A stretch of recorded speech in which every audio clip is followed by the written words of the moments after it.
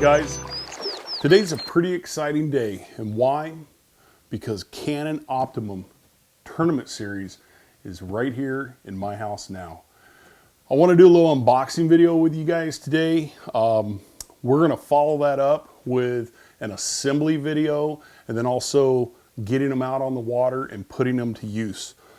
So real quick, let's just talk about some of the groundbreaking features. You know, Optimum still has the same great features as the Cannon Digitrol 10s with the cycling operation, bottom tracking, the variety of speeds that you can put your downrigger ball down, retrieve it. Just, you know, and we thought that those features were awesome, but now we're getting into wireless integration. The Optimums will wirelessly talk with the other units, up to 4 total, and talk to your head unit. So if you're running a Helix or you're running a Solix that has that feature, you can control your downriggers from that unit. You can also control it from a smartphone or a smart tablet app that has the Cannon app on it. So you've got a variety of ways you can control these downriggers or make adjustments without having to physically go to the unit. This absolutely ties into the One Boat Network. You have a full color LCD screen, and you can see 2D fish images off of the associated transducer that you use for the Optimums. Okay. What's really exciting is that Cannon is partnered with Fish Hawk Electronics, and now we have Fish Hawk technology available at our fingertips on our downriggers. So what does that mean? I can get true speed at depth, I can get temperature at depth, I can get true depth. Because if you've ever fished downriggers in those tidal waters with a lot of current, you know, we have blowback and stuff. And we all remember how to do those calculations, right? No, I don't even remember how to do those calculations. You know, so a lot of times, you know, we see where our downriggers are because we see them on our electronics, but now you don't even have to guess by that, right? Or if you've got a side current, you know, 120 feet down where you're fishing, you can't even see your downrigger balls on your electronics. So this will give us that true information. So it's very exciting to be adding these to our charter operation. So let's get on with the unboxing so you guys can see what's in here, how it's packaged, and then in the next video we're going to show you how to put it all together, and then subsequently we're going to take you out and show you how they all work and perform. Okay, so these boxes have a pretty heavy duty staple holding them together. So I like to open these boxes and take a look at the orientation of everything first. You guys can see how this is oriented, right? So I can just tell by the way this is oriented, this is going to slide on out, right? We'll just set this aside. And then we're going to lay this box based on what I'm looking at here. This is where my boom goes into the unit. So I know I've got a little more weight over on this side, so I'm going to lay my box over that way. And I'm going to grab a hold of it and just start sliding it out, right? And it's a good thing I did that because, we'll just set this aside, because I know by looking at this that I have the heavier part of the unit on the bottom side. This stuff is sitting on top, right? So if I'd have taken it out the other way, you know, yeah, I'm on a flat table surface here, but if I was at the boat and you just started pulling stuff out, all of this stuff is going to start falling away. So right off the bat, you're going to have your manual. This is going to have, you know, how to operate it, how to connect it, how to put it all together. More importantly, they're going to give you a really cool Cannon sticker in there that you can put on your boat. So let's set that aside. This little guy right here, I've lost these before. I'm telling you, this, when you unpack, this needs to go directly into your boat. This is an emergency crank handle in case something goes wrong and you have to manually crank your downrigger ball up, okay? Okay, and here in this package, we have a rod holder that attaches to the downrigger itself. I'll pull it out so you can see. Inside here, I've got the star nuts, a couple springs, right?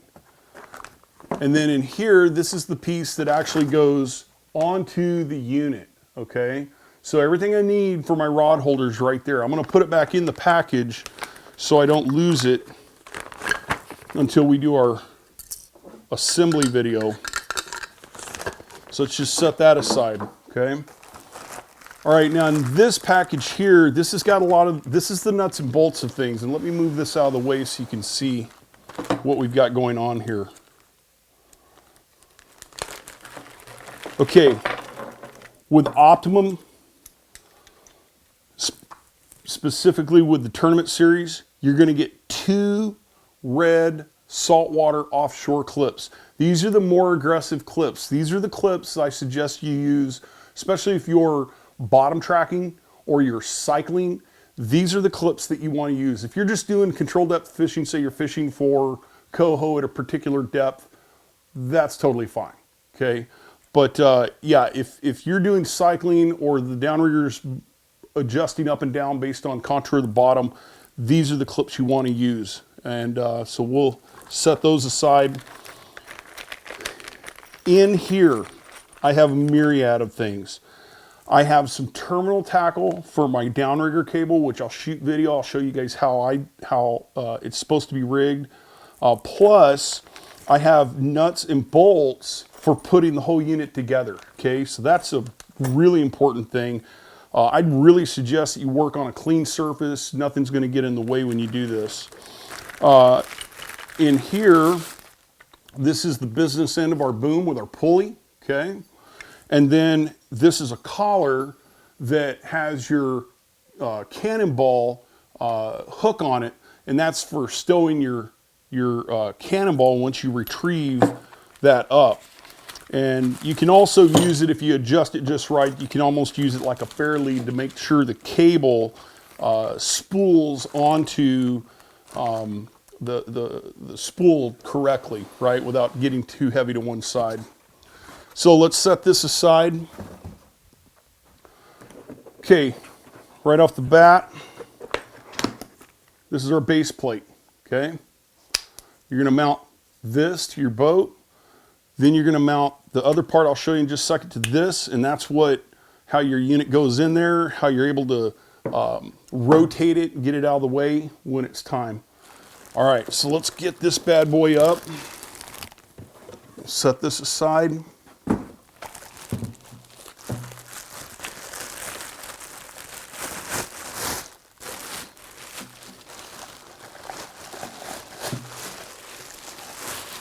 All packaged up.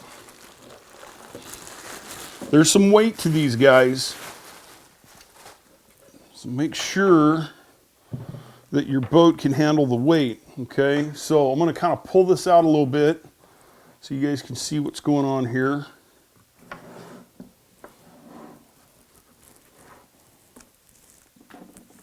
Oh, there we go.